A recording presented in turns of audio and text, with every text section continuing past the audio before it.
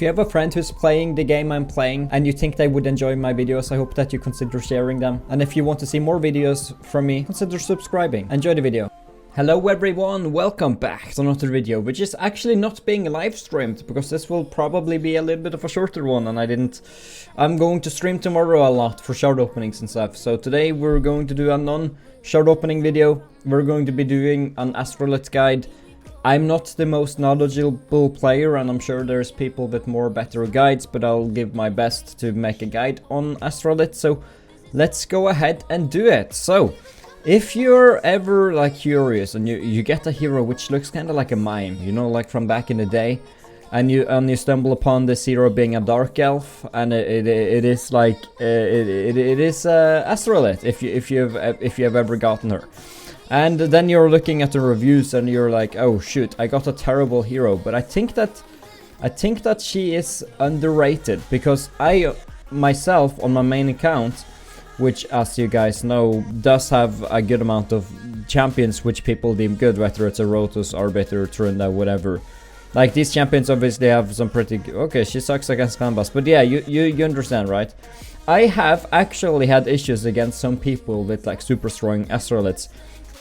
She's not by all means a popular champion. There's obviously way better champions. But what you can do with her, and what I'll try and do in this guide, is tell you like kind of where I would want to use her if I had her and I didn't have many options, and also what gear I would probably put on her. So if we head over to Dark Elves and we head over to Astrolith, which is a legendary attack champion. As you can see already, all her skills is based on attack, which means you do want her to be an attacker, you want her to do have a lot of attack. So let's read through her skills. Also, something else, her aura is fantastic. Her aura is actually 5 out of 5. Her aura is insane, so she could be useful if you don't have, like, for example, in Tag Team Arena, where you don't have the best speed auras and you don't necessarily have all the champions and you have this one. She's actually great with the speed aura, which could help another speed buff, like a speed buffer, help your team even more to get a proper nuker if you have that, Otter and Asteroid, of course. So let's read through her skills, and I'll tell you kind of what I think about them and what is useful about these skills.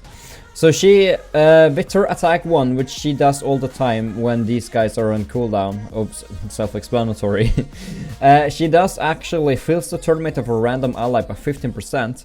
And then she will fill it by another 15% if this attack is critical.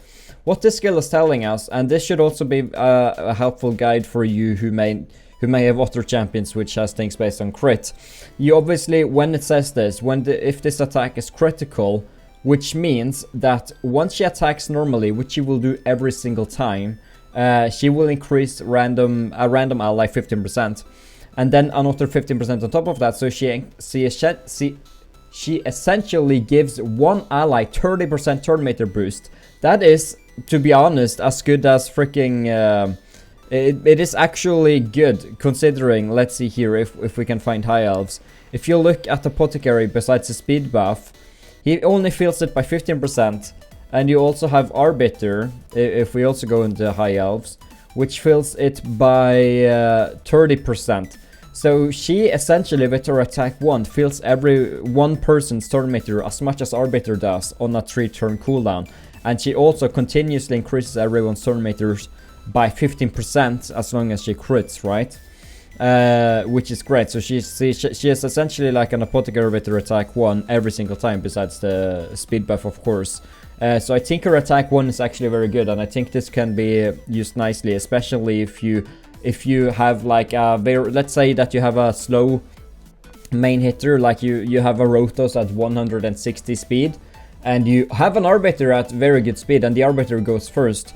Typically then, if you don't have like a Lysandra or an Apothecary or someone else who's buffing the turn meter because you're busy having other slots, Astrolith, I think, can be very nice for you, because she will give that little additional turn meter boost you need in Arena.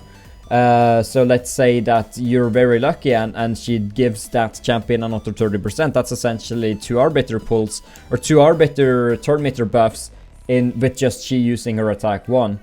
And also she does at the same time increase everyone's turn meter by 15 and one by 30. So I think this is very good if I understand this skill correctly. So I would probably I will get to the set afterwards. I just wanna give you a basis of what this skill can do and how good this skill actually can be for you. So yeah, I honestly think that this skill is very cool of her, but that's not all she's got. This is just attack 1. She does this all the time, which is very good. She gives essentially a turn meter boost to everyone every single time it's her turn. So if you make her quick, she will make people do a lot of stuff. She's almost like a speed buffer as well as like, yeah, she's good, she's good. Then you have this one, Heart Rot. She places 2 boom debuffs that detonate after 1 turn here. So when people have these, they will obviously take a lot of damage, which means that you want a lot of attack on her, because what the bomb's damage is based on is the amount of attack she has. So what you want to have on her would be a lot of attack, as much attack as possible, maybe not even crit damage. I don't even think crit damage would matter, because as far as I know, bombs is only based on her attack, so the higher attack you have, the better it is. Obviously crit damage is fun and useful and all, but I think just having a lot of attack will make this skill do better, and it's on a 4-turn cooldown also, and it's placing 2 of them, so it's essentially like a Lord Chassar in that sense, except she only does it against 1 enemy, so you would want to use her against like the main enemy reviver, or whomever is able to revive the enemy team, or who is the most threatening to you. If they don't have a reviver, you can use it on their main hitter as an example. And she also, I think when she does have a lot of attack and crit rate, I think she can actually do good damage too. I've not necessarily, I don't remember on the top of my head how much damage she deals, but I think she could deal damage as well at the same time as the bomb. So I think she has a multi-purpose there. And so she's like a damage dealing turn meter buffer in a way. And then you have Judgements, which is pretty insane. I really like this. It's on a 5-turn cooldown. So what she does is she changes remaining HP levels with the target enemy, then attacks with the default skill. So whenever she's low health, you can simply just hit someone. If she has low health, she's almost about to die. You can use this skill right here against an enemy with a lot of health, like a crap ton of health. Like say you use this against like a Krisk with 80,000 health. Then all of a sudden she's like super duper full health again, and then she does this one automatically afterwards, which again just buffs turn meter. So when she's low, she uses this, she gets good health again, so she's essentially a self healer in that sense, and then she just increases everyone's turn meters again. So she's like, even when she's close to dying, she can still make things work pretty nicely. And then another thing is about the passive effect. Gains an extra turn and decreases the cooldown of this skill by 3 turns if this champion's health drops below 20% when attacked. So even though this is on essentially a 5-turn cooldown when you have the skill leveled up, say that she gets below 20% health, which is when you would want to use the skill anyway when she's low health, then you essentially have this on a 2-turn cooldown essentially if this happens on repeat, right? Which is also pretty cool. And then she just does that. She's like a turn meter damage dealer, almost like an arbiter, at least in terms of the turn meter against one ally. And her aura is also similar to arbiters. So the best things about her, I think, really is her just attack 1 and her speed aura. I really think that she does have a very big potential, and I think that she is worth investing into if you have her, and you don't have better options, obviously. And I also think that the bomb stuff will do very well too. So what gear would you want on her? Honestly, as she needs a lot of attack, right? I would probably go full cruel set, or even full attack offense, even full divine offense. Anything that gives you attack. I would like to use attack percentage gloves. If you're able to make her have 100% crit rate, I really advise her having 100% crit rate.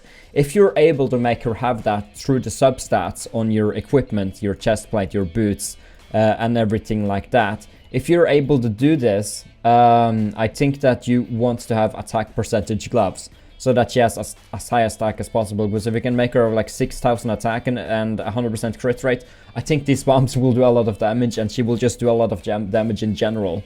And obviously, so yeah, I would want to have attack percentage on the gloves, offense, divine offense, or cruel. I would like to have the same attack percentage on the chest plate. I would like to have speed on the boots, because yeah, she needs some speed. Even though her base speed is 102, just more speed in general is helpful. I would even, if it allowed itself, because she's like a support in a way of like an attacker also, I would honestly not mind if I had some pretty cool speed sets which gave a lot of crit rate and maybe attack in the substats. Or I'd like to I would like to try and make her have at least 180 speed. 200 is preferable, but having 200 speed with all the attack and all the attack stats, it's nearly impossible, especially if you want to maintain that crit rate. But having her between 180 and 200 speed, having her have a lot of attack, I think would be very nice. So yeah, speed on offense boots and attack on chestplate, attack on gloves. And I would also just, yeah, the shield and helmet and weapon is self-explanatory. You should want to try and go for as much crit rate in substats as possible. I would probably be fine with a 90% crit rate, but 100% is super ideal. So if you're able to do that, then I would highly suggest doing that. I don't think she's useful for anything other than arena. All the dungeons have bosses. She's not good.